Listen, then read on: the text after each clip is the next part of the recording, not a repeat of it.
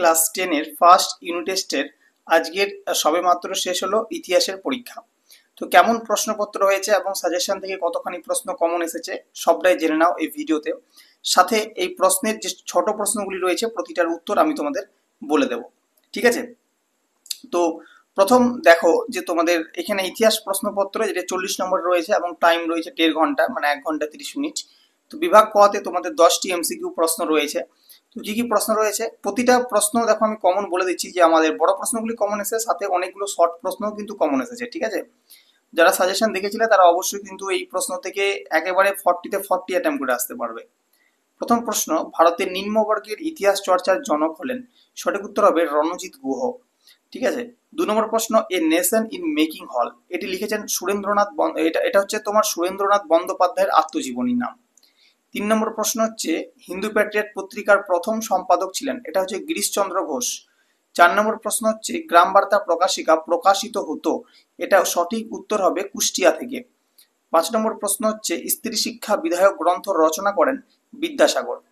আচ্ছা, 6 নম্বর প্রশ্ন হচ্ছে ভারতীয় ব্রহ্ম সমাজ প্রতিষ্ঠা করেন, দেবেন্দ্রনাথ ঠাকুর।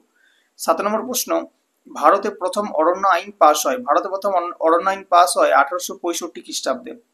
8 নম্বর প্রশ্ন, সাঁওতাল বিদ্রোহ হয়েছিল, এর সঠিক উত্তর হবে ভাগনাডিহি মাঠে, ঠিক আছে।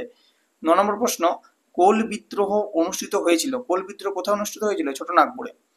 10 নম্বর প্রশ্ন হচ্ছে ভারতের প্রথম নীলকর ছিলেন লুই বনার্ড, ঠিক আছে, ভারতের প্রথম।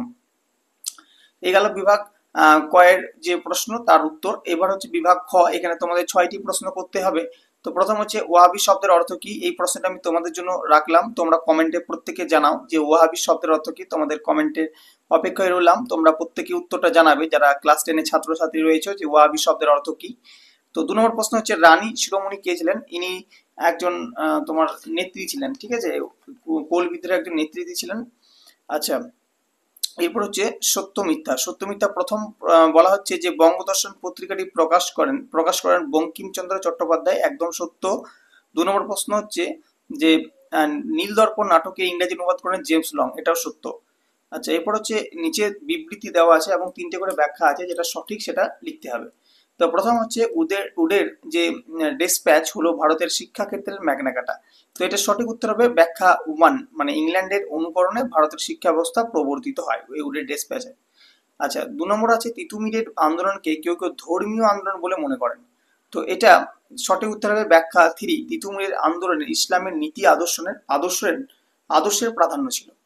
আচ্ছা, এবার হচ্ছে বিভাগ গতে তোমার রয়েছে 2 মার্কসের প্রশ্ন। মোট এখানে 4টি করতে হবে, 5টি দিয়েছে, যে কোনো 4টি প্রশ্ন তোমাদেরকে করতে হবে, মোট 8 নম্বর থাকছে।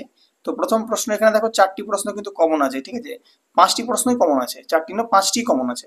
প্রথম হচ্ছে স্থানীয় ইতিহাস চর্চার গুরুত্ব কি। 2 নম্বর প্রশ্ন হরিনাথকে কাঙ্গাল হরিনাথ বলা হয় কেন। 3 নম্বর প্রশ্ন চুইয়ে পড়া নীতি বা ফিল্ট্রেশন থিওরি বলতে কি বোঝো। 4 নম্বর প্রশ্ন দামিনী কোহ কি। 5 নম্বর প্রশ্ন দুদু মিয়া স্মরণীয় কেন। আচ্ছা, এখানে 5টি প্রশ্ন কমন রয়েছে, 4টি আরামসে অ্যাটেম্প করে আসা যায়।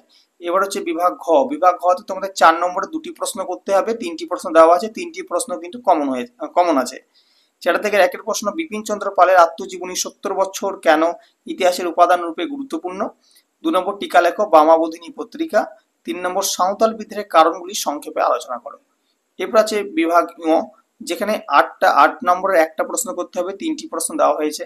দেখো একদম কিন্তু কমন চলে এসেছে। প্রথম প্রশ্ন নতুন সামাজিক ইতিহাস সম্পর্কে আলোচনা করো। 2 নম্বর প্রশ্ন সমাজ সংস্কার আন্দোলনে রাজা রামমোহন রায়ের অবদান আলোচনা করো। 3 নম্বর হচ্ছে কোল বিদ্রোহের সম্পর্কে সংক্ষেপে আলোচনা করো। এই কোল বিদ্রোহ সম্পর্কে দিয়েছিলাম, আর 2 নম্বরটা দিয়েছিলাম রামমোহন রায়ের অবদান।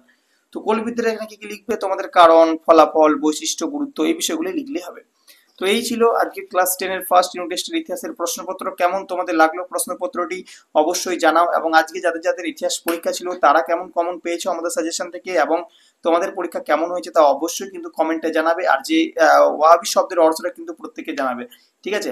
তো যে সমস্ত ছাত্রছাত্রীরা আমাদের চ্যানেলে নতুন এসেছো বা আমাদের ভিডিওটি নতুন দেখছো তারা অবশ্যই কিন্তু চ্যানেলটিকে সাবস্ক্রাইব করে নেবে, আর আমাদের ভিডিওটি যদি ভালো লেগে থাকে অবশ্যই কিন্তু একটা লাইক করে দেবে। তো আজকের ভিডিও এখানে রাখছি, দেখা হবে পরবর্তীতে অন্যান্য কোনো প্রশ্নের সাথে। ধন্যবাদ সকলকে।